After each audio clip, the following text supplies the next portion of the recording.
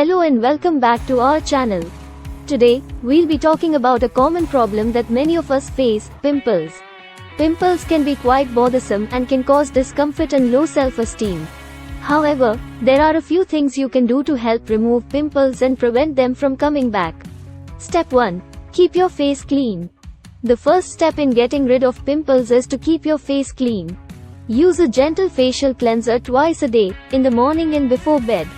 Avoid using hot water, as this can strip your skin of its natural oils and cause more pimples.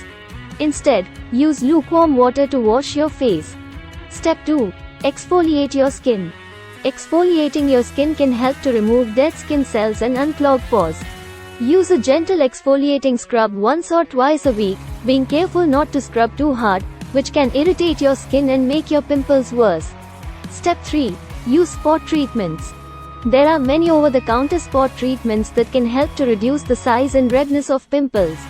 Look for products that contain salicylic acid or benzoyl peroxide, which can help to unclog pores and kill bacteria.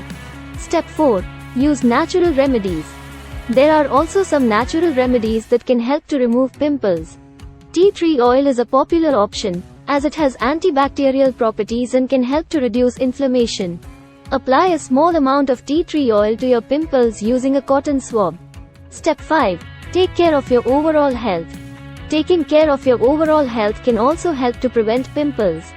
Make sure you are getting enough sleep, eating a healthy diet, and drinking plenty of water.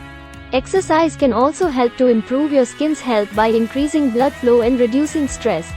Conclusion. In conclusion, there are several things you can do to remove pimples and prevent them from coming back. Remember to keep your face clean, exfoliate your skin, use spot treatments, try natural remedies, and take care of your overall health. Thank you for watching, and we hope you found this video helpful. Don't forget to subscribe to our channel for more skincare tips and advice.